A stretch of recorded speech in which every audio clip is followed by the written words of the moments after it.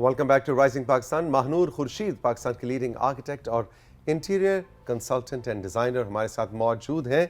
और महानूर, आज आपको कहती हैं ठंड में, सर्दियों में छत पे लेके जाऊंगी और बताऊंगी कि ये भी आपके घर का एक हिस्सा होता है जिसको हम सबसे ज़्यादा इग्नोर करते हैं। गुड मॉर्निंग, अस्सलाम वालेकुम महानूर। जी अस्सलाम वालेकुम, good morning, how are you? बिल्कुल ठीक, बिल्कुल ठीक। छत तो हम भूल ही गए थे। मैंने कहा हम हर वक्त इंडोर्स की बात कर रहे होते हैं तो व्हाई नॉट कि हम एक आउटडोर ऐसी चीज़ यूज़ करें, उसके ऊपर बात करें जो यूजुअली हम बिल्कुल भी उसको निगलेक्ट किया हुआ होता है हमने अपने, क्योंकि हर घर में छत तो होता ही है लेकिन हमारा फोकस जो होता है वो या लॉन के ऊपर होता है या घर के अंदर होता है, ऑफ कोर्स, ठीक है।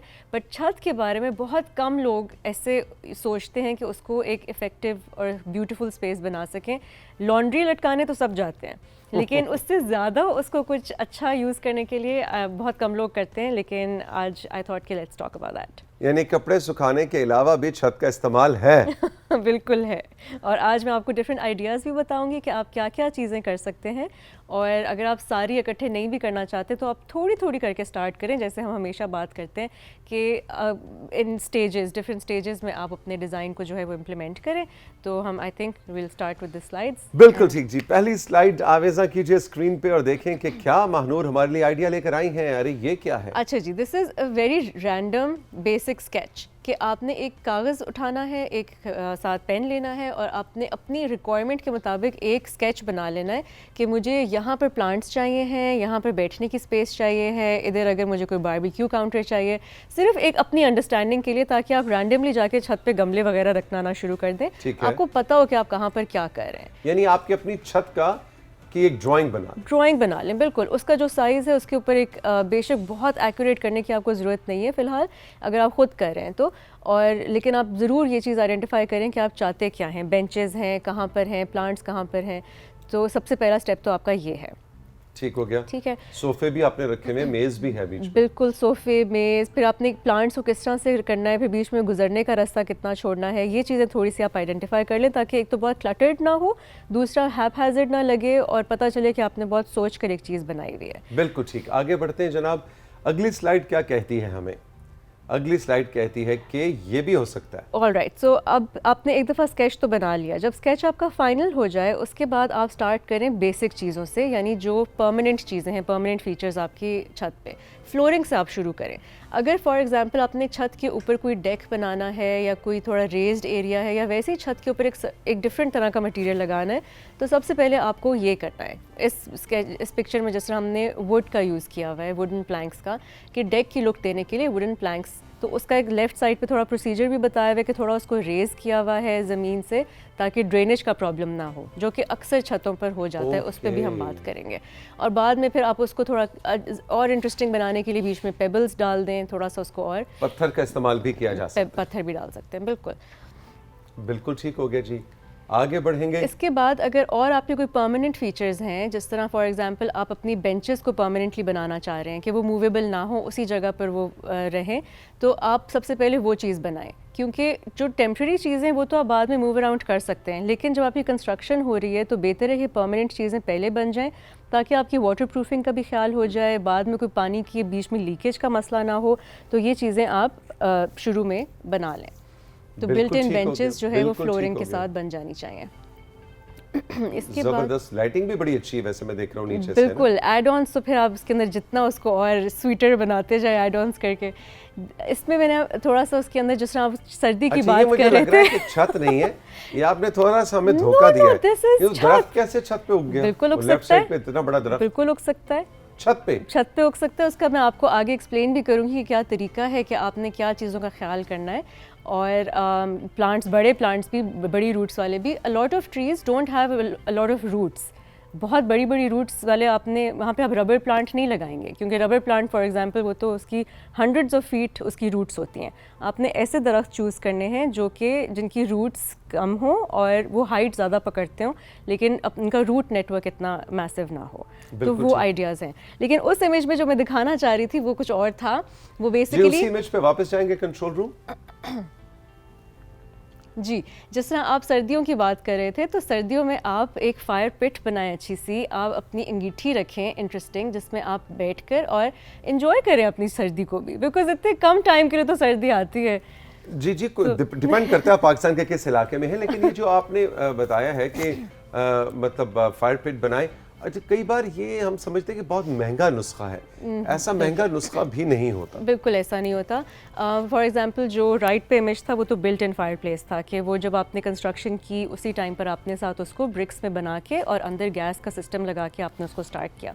जो लेफ़्ट इमेज था उसमें मैंने जान के आयरन वाली फायर पिट आपको बताई थी, कि लोहे में आप जिस तरह नॉर्मल अंगीठी होती है हमने घरों में रखी हुई होती है, उसी की एक इंटरेस्टिंग सी शेप थी जो कि उससे भी ज़्यादा सस्ती और इजी टू मेक है, और उस पर बस आप लकड़ियाँ लगा रख के जलाएं उसको। बिल्कुल ठीक है, बिल्कुल ठीक है। आगे बढ़ते हैं जनाब, एक और आइडिया है जी, इसके अलावा छत पर आपने जिस तरह गर्मियों में बहुत गर्मी हो जाती है हमारी इलाके में, ख़ास तौर पे हमारे मुल्क में, तो आप शेड्स का इस्तेमाल करें। और शेड्स को इंटरेस्टिंग बनाने के लिए ज़रूरी नहीं है कि आप वो तरपाल सिर्फ लगा लें अपने छत पे, आप अपना कोई इसका स्टील में बनाकर फ्रेम बनाकर और उसमें लकड़ी के प्लैंक्स लगा सकते हैं, उसमें ग्लास फाइबर ग्लास का यूज़ कर सकते हैं, बिल्कुल बांस लगा सकते हैं। नेक्स्ट इमेज में जिस तरह मैंने फैब्रिक का एक एग्जांपल दी हुई है कि आप मूवेबल फैब्रिक भी लगा सकते हैं।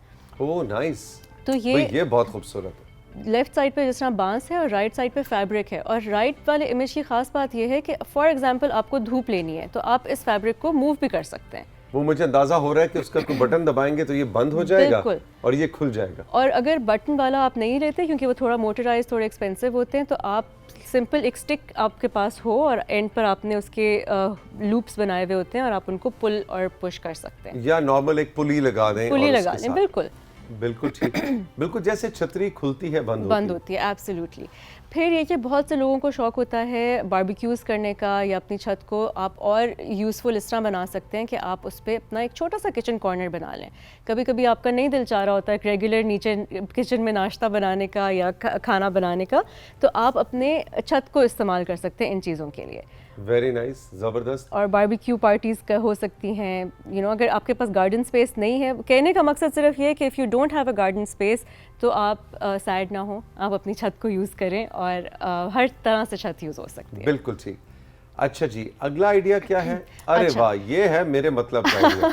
अब अगर पॉट्स क्योंकि ये इतना वास्ट किस्म का वो है कि हर किसी का अपना टेस्ट होता है, मुझे इस तरह के बड़े बड़े गमले पसंद हैं जो कि कंक्रीट में या लोहे में बने हुए हों, और उनके अंदर फिर आपने जो प्लांट्स की सिलेक्शन करनी है वो भी इसी तरह की हो कि वो आपकी छत को और भी खूबसूरत बनाए।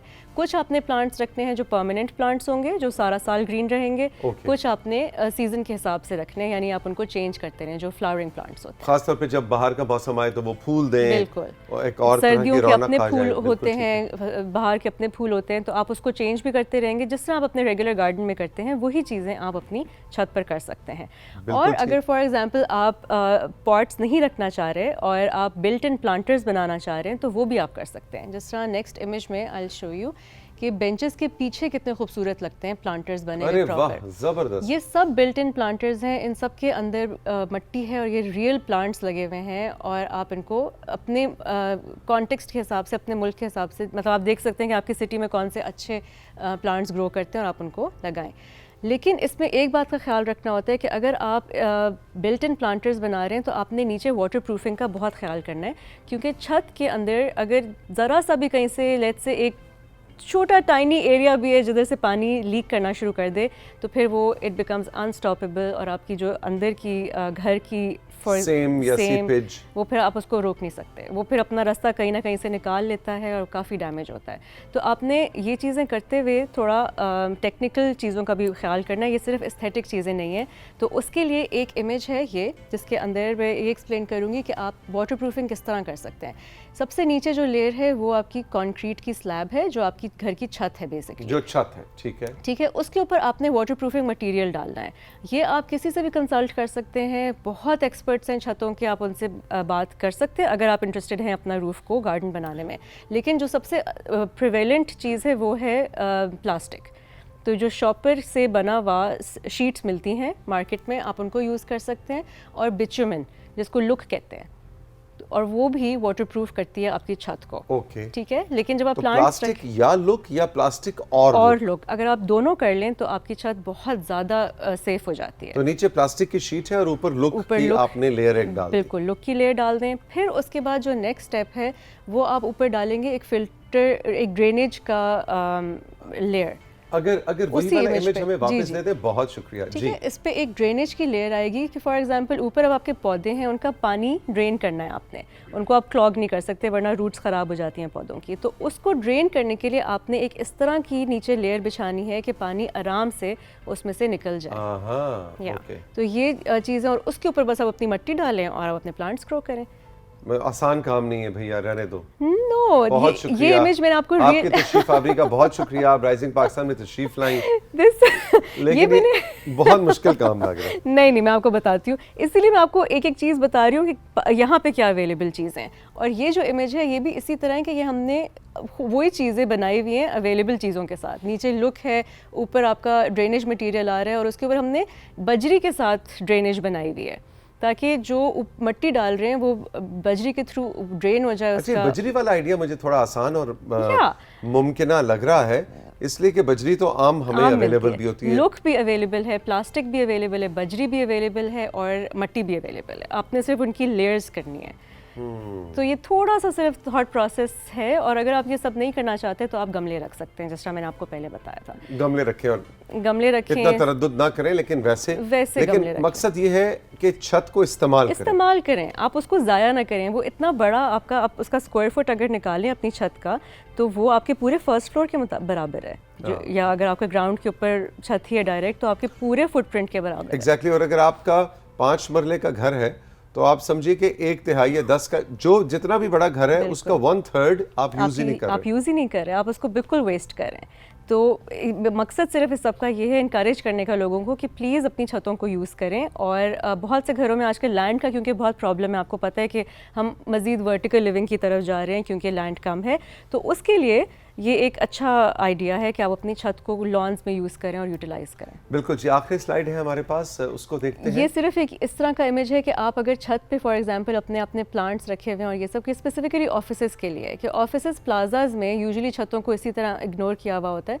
तो लंच टाइम के लिए आप लोगों को इनकरेज करें कि वो छत पे जाएं, धूप में बैठें और अपने आप को एनर्जाइज करें, विटामिन डी भी लें और एनर्जी भी लें, और आपको पता है कि सनलाइट आपको हैप्पी भी करती है। और मेरे दफ्तर की तरह अगर बराबर में कोई फ्रूट वाला है तो उससे माल्टे भी ले आए। बिल्कुल। और बैठ के माल्टा मीटिंग हो। बिल्कुल, व्हाई नॉट। माल्टा मीटिंग, जबरदस्त, माल्टे भी खाएं और साथ साथ मीटिंग भी करें। I like the idea.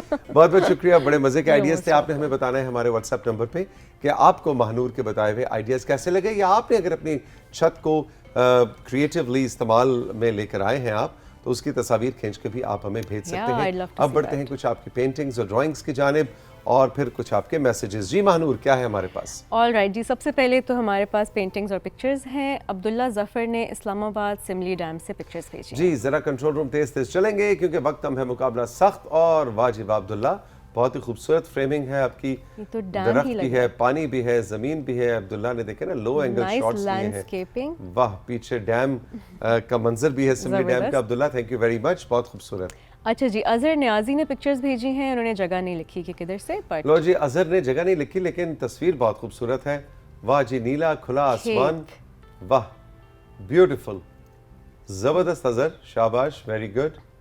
खेत की, ज़्यादातर इन्होंने खेतों की ये पिक्चर्स भी लो भेजी एंगल हैं। तस्वीर है, वेरी नाइस। अच्छा जी, मलिक अब्दुल्ला ने मरी से हमें पिक्चर्स भेजी हैं। नेक्स्ट लो जी, मरी वालों की होगी एंट्री राइजिंग पाकिस्तान में। ओह, मरी का full सनसेट moon। है कि Full सनराइज के बाद moon। चांद है, Full moon। और ये सनसेट के बाद चांद निकल आया है और ये बहुत ही खूबसूरत है। भी। जबरदस्त सनसेट, वाह जी, वाह, वेरी ये नाइस, सनसेट है, वेरी नाइस, ब्यूटीफुल, वेरी जबरदस्त। गुड। इसके बाद जी मुस्तफ़ा और अली हैदर ने हमें कसूर से पिक्चर भेजी है। कसूर से मुस्तफ़ा और अली हैदर ने तितली भेजी है। बटरफ्लाई। अच्छा जी, वो कह रहे हैं जी नहीं तौसीक अंकल सब जानवरों के नाम रखते हैं, जरा तितली का नाम रख के बता। अच्छा, तीतू, तीतू नाम रखा है जी, कबूल फरमाइए।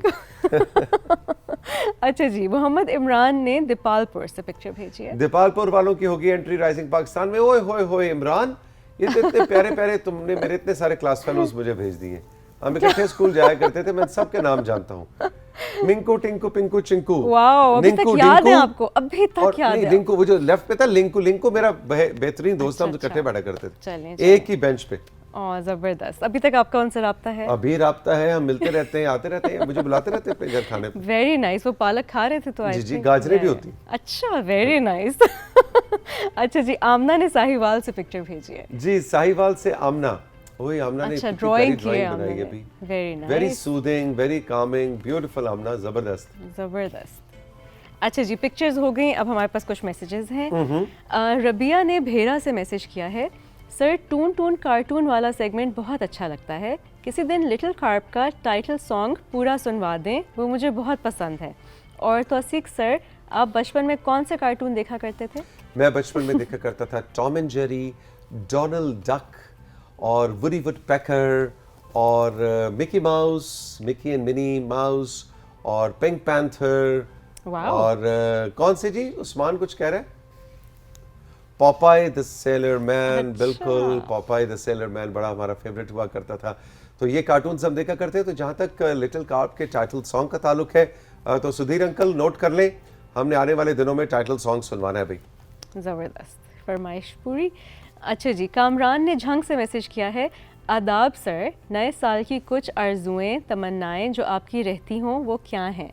सर मैंने नया साल शुरू होते ही जो इरादा किया है वो ये है कि एक अच्छा शेफ़ बनना है, अपनी अम्मा को मज़े मज़े के खाने बना कर देने हैं। अरे वाह, बहुत ही अच्छा आपका इरादा है। अम्मा को भी अच्छे अच्छे खाने बना के भेजें, हमें भी भिजवाइएगा और इसको एज अ प्रोफेशन इख्तियार कीजिएगा। आपके 2024 की का जो ख्वाब है, हमारी दुआ है राइजिंग पाकिस्तान की पूरी टीम की कि वो आपका ख्वाब पूरा हो, उसकी ताबीर आप देखें। और लेकिन इसके लिए दो चीज़ें बहुत ज़रूरी हैं, एक मुस्तकिल मिजाजी यानी परसिस्टेंट होना, और यक बुगीर और महकम बुगीर यानी एक रास्ता इख्तियार करो और उस पर महकम रहो, उसी पे चलते रहो, आप अपनी मंजिल तक ज़रूर पहुँचेंगे। हमारी बहुत सी दुआएं आपके साथ। ज़बरदस्त। अच्छा जी, मुश्तबा ने कराची से मैसेज किया है, राइजिंग पाकिस्तान का प्रोमो टीवी स्क्रीन पर देखकर अच्छा लगता है, क्या प्रोमो बनाने के लिए भी बाकायदा स्क्रिप्ट लिखा जाता है या नहीं? पूरे प्रोमो में हमें महानूर आपी का अंदाज़ और फहद भाई की लाइन बहुत अच्छी लगी। राइजिंग पाकिस्तान की तमाम टीम को सलाम। Thank you. अरे वाह भाई, ये तो आपकी देखिए थे, अपनी तारीफ खुद पढ़ के आज आपको कैसा बहुत मज़ा लगा? आया हमें। बहुत अच्छा लगा। बहुत अच्छा लगा हमें। जी Thank बिल्कुल, you so प्रोमो much. हमारा सुपर हिट जा रहा है, बड़ा वायरल हुआ है। और आपने बिल्कुल ठीक कहा, इसकी भी प्रॉपर प्रोडक्शन प्लानिंग होती है, इसका स्क्रिप्ट लिखा जाता है। और आपको जान के बड़ी इंटरेस्टिंग खुशी होगी कि ये जो प्रोमो आप देखते हैं, आप सोच भी नहीं सकते कि इसका स्क्रिप्ट किसने लिखा है। हमारे टीम मेंबर हैं ट्रेनर काशिफ, जो कि एक प्रोड्यूसर भी हैं, डायरेक्टर भी हैं, बिहाइंड द कैमरास भी काम करते हैं। हमारे पास तो एज अ फिटनेस इन्फ्लुएंसर और फिटनेस ट्रेनर आते हैं, लेकिन हमारा जो प्रोमो है उसका स्क्रिप्ट ट्रेनर काशिफ ने लिखा है। और आपको एक और मज़े की बात बताऊं कि हमारा जो प्रोमो है इसको डायरेक्ट किसने किया है, ये भी आपके लिए एक सरप्राइज़ है। इसको डायरेक्ट किया है हामिद हशमत ने, जो कि वर्ल्ड कप के दौरान और एशिया कप के दौरान हमारे क्रिकेट के एक्सपर्ट, जिनके भी हमारे पास जितने लोग हैं ना, उनके बहुत सारे रुख हैं शख्सियत के। तो हामिद ने इसको डायरेक्ट किया है, वो भी एक फिल्म मेकर है, बिहाइंड द कैमरास भी काम करते हैं। तो ये पूरा टीम एफर्ट था राइजिंग पाकिस्तान की टीम का। और महानूर की अदाकारी तो आपने देखी। अदाकारी हम I'm natural at it. Natural actress हैं आप।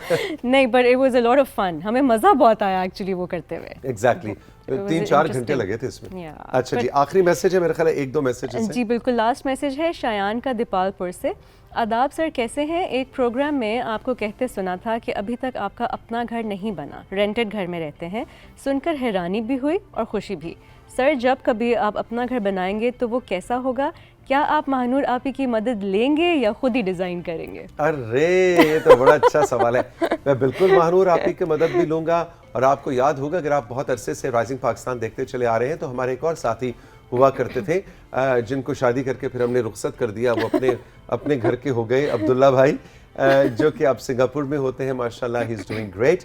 वो भी बड़े ज़बरदस्त आर्किटेक्ट हैं। तो बिल्कुल मैं महानूर आपी और अब्दुल्ला भाई दोनों का मशवरा लूँगा, अगर अल्लाह ने, रब ने मुझे मौका दिया और मैंने अपना घर बनाया इंशाल्लाह। तो thank you very much Mahnoor, most बहुत welcome. मज़ा आया, बड़े मज़े के मैसेजेस और सेगमेंट थे। आप का बहुत बहुत शुक्रिया। हम चल के लेंगे राइजिंग पाकिस्तान में, साथ ही छोटा सा ब्रेक से जब वापस आएंगे तो गज़नफर हाशमी साहब से आपकी मुलाकात करवाई जाएगी, चूँकि अमेरिका में मुकीम हैं, शायर हैं, अदीब हैं, दानिश्वर हैं, और उनसे बड़ी जुदा, बहुत मुख्तलिफ किस्म की गुफ्तगू है जो मैं लुक फॉरवर्ड कर रहा हूँ। आइए सुनते हैं उनकी सोच, उनकी फिक्र क्या है, लेकिन इस ब्रेक के बाद।